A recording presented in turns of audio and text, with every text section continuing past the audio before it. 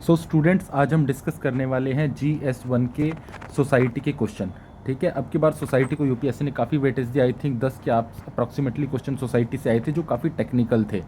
ठीक है, सो आप वो अच्छे तभी लिखे जाएंगे अगर आपकी सोसाइटी के की टर्म्स के बारे में आपको बहुत अच्छे से पता है, आपको सोसाइटी के कॉन्सेप्ट्स की बहुत अंडरस्टैंडिंग है और आपने थोड़ा सोसाइटी को डीप पढ़ा है, ऊपर ऊपर से नहीं पढ़ा। You have gone through one very good notes जिसके अंदर हर एक टॉपिक्स के ऊपर डिफरेंट डिफरेंट एस्पेक्ट्स दिखाए गए हों। तो लेट्स स्टार्ट कि ये सोसाइटी के आंसर्स लिखे कैसे जाएंगे, इनकी प्रॉपर स्ट्रक्चरिंग क्या होगी, इंट्रो क्या होगी। तो लेट्स स्टार्ट है।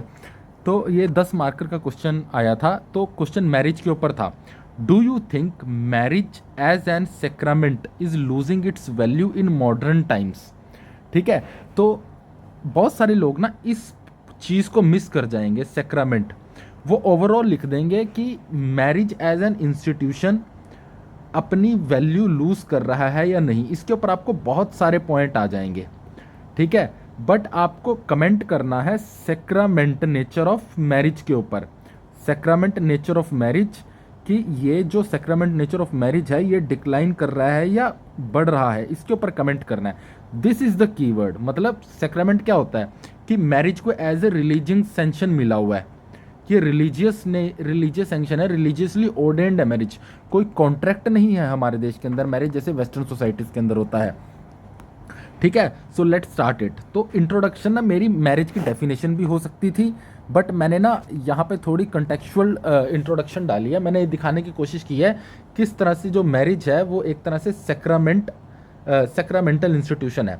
तो मैंने लिखा है कि although western concept of the marriage is based on the contractual nature, but in Indian marriages has the religious sanction. For example, the grihastha ashram is important for the moksha, thus this is sacramental. तो India के अंदर जो western marriage है ना वो contractual nature की होती है, बट इंडिया के अंदर इसको रिलीजियन सेंक्शन मिला है क्योंकि इंडिया में क्या है कि एक गृहस्थ आश्रम नाम की चीज़ है जो मैरिज के बाद शुरू होती है और गृहस्थ आश्रम को पूरा करना आपके मोक्षा के लिए बहुत इंपॉर्टेंट है। इंडिया जो हमारी फिलॉसफी है उसके अकॉर्डिंग। तो मैंने इस तरह से इसको गृहस्थ आश्रम से लिंक करके इसको सेक्रेड कॉन्सेप्ट दिखा दिया। ठीक है, उसके बाद हम पहुंचते हैं क्वेश्चन के ऊपर कि do you think marriage as a sacrament is losing its value in the modern India? तो इसमें 2 पॉइंट बन जाएंगे। एक आप दिखाओगे कि हाँ भाई ये लूज कर रहा है, दूसरा आप ये दिखाओगे कि नहीं अभी भी कुछ फीचर्स हैं जो इसके बने हुए हैं। तो मैंने सबसे पहले ये क्या लिखा है कि yes marriage as a sacramental losing value. ये कैसे इसका सेक्रामेंटल नेचर लूज कर रहा है वैल्यू? सबसे पहले तो पर्पस ऑफ मैरिज है ना वो चेंज हो रहा है। पहले पर्पस ऑफ मैरिज क्या था कि मोक्षा के लिए, purpose of marriage was moksha, but अभी क्या हो गया है इसका इमोशनल बॉन्डिंग और सेक्सुअल ग्रेटिफिकेशन इसका पर्पस बन गया। आप इसको लिखेंगे कैसे कि purpose of the marriage is shifting from an institution leading to the moksha to the institution which is related to the emotional bonding and the sexual gratification in the modern times. तो इसका purpose change हो गया। पहला आपने ये दिखाया, फिर आपने क्या दिखाया कि भाई मैरिज जो है ना पहले जो 7 जन्मों का रिश्ता बोलते थे, ठीक है, इसको सेक्रेड मानते थे, अब क्या गया इसका डाइवोर्स रेट बहुत बढ़ गया। तो ये मैंने कैसे लिखा कि marriage breakdown that is the divorce rate is increasing that is against the philosophy of 7 जन्मों का रिश्ता। तो ये मैंने सेक्रेड चीज से लिंक करने की कोशिश की। उसके बाद मैरिज जो है ना अब एक कल्चरल एस्पेक्ट लूज कर रहा है और एक स्टेटस सिंबल बन रहा है। जैसे डेस्टिनेशन बेस्ड वेडिंग होने लग गई हैं, तो कम्युनिटी एस्पेक्ट है ना जो मैरिज का वो लूज होने लग गया। जैसे गाँव में पहले होता था कि सारे गांव के लोग इकट्ठा होते थे, तो इसीलिए destination based wedding marriage is seen as a status symbol. ठीक है, अब क्या हो गया कि नई तरह की मैरिजेस भी आ रही हैं जो कह रही हैं कि इसका सेक्रामेंटल नेचर लूज हो रहा है। जैसे कि सोलोगैमी, गुजरात के अंदर एक औरत ने अपने आप से ही शादी करने का दावा कर दिया था। Instances of the sologamy, live in relationship है वो भी इसको निगेट कर रहे हैं। उसके बाद फंक्शंस ऑफ द प्रोक्रिएशन यानी जो बच्चा पैदा करने का फंक्शन है ना, जो मैरिज को एज ए सेक्रेड इंस्टीट्यूशन बनाता है, क्योंकि बच्चा पैदा करने के बाद आप ना पिंडदान करेगा बच्चा, वो जरूरी होता है मोक्षा के लिए। ठीक है, तो जो फंक्शन ऑफ द प्रोक्रिएशन है ना वो सरोगेट मदर्स के थ्रू होने लग गया। तो मैरिज एज एन इंस्टीट्यूशन अपनी सेक्रामेंटल नेचर लूज कर रहा है।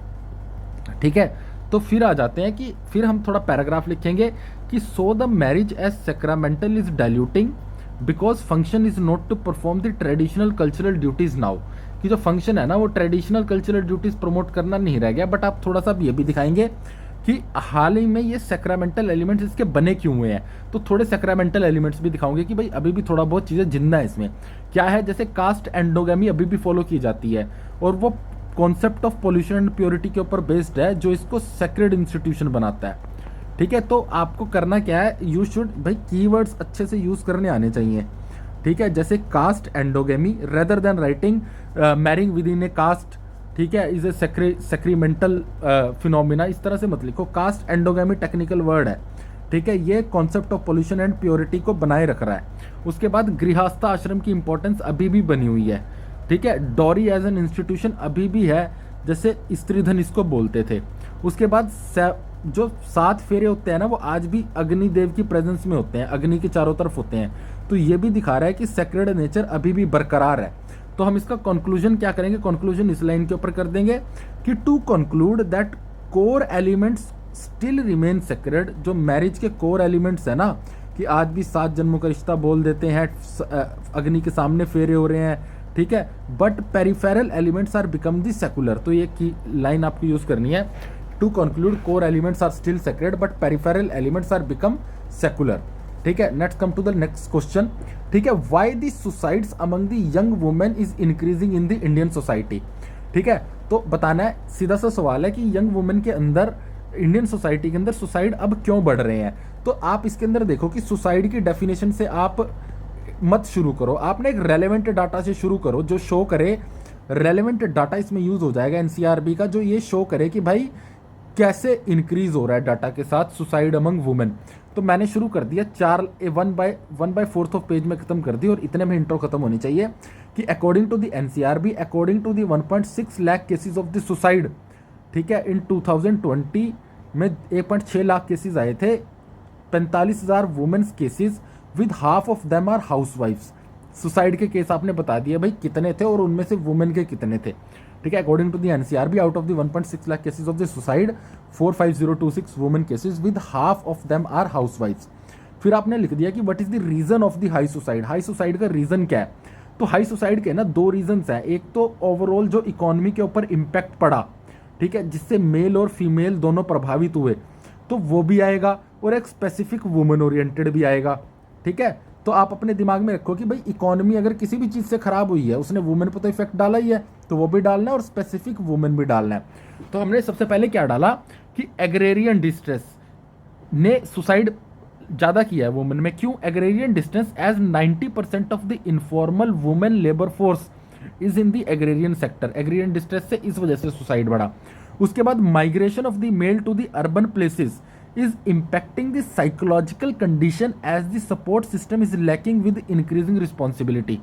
तो इसके अंदर मैंने क्या दिखाया कि जो मेल्स का माइग्रेशन अर्बन प्लेसेस की तरफ हो गया ना रोजगार के लिए, उससे वुमेन की साइकोलॉजिकल कंडीशन बुरी हुई है, क्योंकि उससे सपोर्ट सिस्टम खत्म हो गया उनके लिए और वो रिस्पॉन्सिबिलिटी घर की बढ़ गई है। अब उनको बच्चों का भी खुद देखना है, ठीक है, बूढ़ों का भी खुद देखना है और खेत का भी खुद देखना है। तो ये चीज़ ठीक है। देन उसके बाद ड्यू टू दी कोविड-19 की वजह से क्या हुआ है, फैमिली ब्रेकडाउन हो गए हैं, ठीक है, and rising poverty increase the stress level. कोविड-19 ने क्या किया, फैमिलीज को ब्रेकडाउन किया, पॉवर्टी बढ़ा दी, इससे स्ट्रेस लेवल बढ़ गया वुमेन के अंदर। फिर क्या लिखेंगे कि एजुकेशन तो बढ़ गई है वुमेन्स के अंदर, बट जो लो पेड जॉब्स उनको मिल रही हैं, तो इस वजह से वह अनएम्प्लॉयड रह रही हैं और उनका मेंटल कंडीशन डेटोरिएट हो रहा है। तो इसको लिखेंगे कैसे, with rising education, lack of the interest and lack of interest for low paid job increasing the unemployment, the stress level among the women. ठीक है, उसके बाद हम आ जाएंगे स्पेसिफिक कॉजेज के ऊपर, क्या क्या वुमेन के अंदर सुसाइड को बढ़ा रहे हैं। तो आप लिखोगे कि according to the NCRB report, increasing cases of the domestic violence, marital rape, आपने लिख दिया 87 24 घंटे में मैरिटल रेप हो रहे हैं, and child marriages are leading to the high suicide rate. तो आपने दिखा दिया वुमेन स्पेसिफिक केसेस क्या है, एक तो डोमेस्टिक वायलेंस है, दूसरा क्या है मैरिटल रेप एंड डाटा के साथ, तीसरा चाइल्ड मैरिजेस हैं, ये वुमेन की सुसाइड रेट को बढ़ा रहे हैं। फिर क्या हो जाएगा कि women due to the 24/7 hours house work, no time is left for themselves, so alienation from the society. ठीक है, एलिनेशन फ्रॉम सोसाइटी हो रहा है। तो हम क्या करेंगे कि ड्यू टू, ये कह रहा है कि due to the 24/7 work women का है, तो उससे उनको अपने लिए टाइम नहीं मिलता, इसलिए वो सोसाइटी से एलिनेट हो रही है और डिप्रेशन में जा रही हैं। ठीक है, एक पॉइंट ये हो गया वुमेन स्पेसिफिक। और तीसरा कीवर्ड आप यूज़ करेंगे तीसरे पार्ट में कि dual burden of the work है वुमेन के ऊपर, कि उन्हें हाउस होल्ड भी करना है और प्रोफेशनल ड्यूटीज़ भी उनबानी है जो वर्किंग वुमेन है, तो उससे स्ट्रेस बढ़ रहा है। ठीक है, देन एक इंपॉर्टेंट क्या है, with the increasing penetration of the social media and the cyber space that is impacting their mental condition through the online abuse and stocking.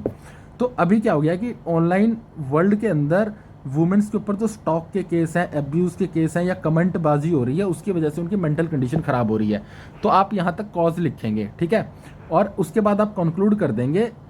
Conclusion आपका इस तरह से नहीं होना चाहिए कि 10 all the above 10 government have taken the proactive steps to address all these challenges.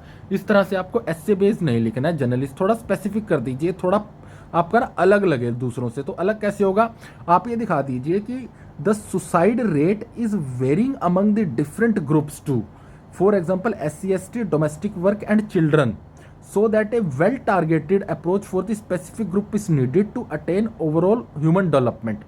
आपने बोला कि भाई जो सुसाइड रेट है ना वो सारी वुमेन के लिए बराबर नहीं है, SC/ST के लिए वो अलग है, चाइल्ड मैरिज के केसेस में अलग है, डोमेस्टिक वर्क का काम कर रही है उनके लिए अलग है, और जो वर्क फोर्स में है उनके लिए अलग है रेट। सो एक टारगेटेड अप्रोच चाहिए एक स्पेसिफिक ग्रुप के लिए ताकि ह्यूमन डेवलपमेंट को बढ़ाया जा सके। तो आई होप ये क्वेश्चन पढ़ के आपको पता लगा होगा कि किस तरह से सोसाइटी के क्वेश्चंस के अंदर क्वालिटी मैटर्स करती है, किस तरह से आप डाटा, एग्जाम्पल, कीवर्ड्स यूज़ करके अपने आंसर को दूसरों से बेहतर बना सकते हैं। एंड सबसे इंपॉर्टेंट सोसाइटी के क्वेश्चन में इंटरप्रिटेशन होता है, जैसे यहाँ आप सेक्रामेंटल मिस कर जाएंगे और आप सीधा मैरिज के ऊपर लिख देंगे। ठीक है, सो अप्रोच इन दी सोसाइटी के क्वेश्चन में ना आपको बहुत ज़्यादा लिखने की जरूरत नहीं है, 150 वर्ड 180 कर दो, आप 150 लिखो बट वेल टारगेटेड लिखो जो उस कंटेक्चुअल हो। ठीक है, राइट स्ट्रक्चरिंग करो कि किस पार्ट को कितना चाहिए। तो आई होप ये वीडियो आपके लिए यूजफुल रहेगी। I will keep on making answer writing videos, और जल्दी ही मैं आंसर राइटिंग से शुरू एक प्रॉपर इवेल्युएशन प्रोग्राम शुरू करूँगा। थैंक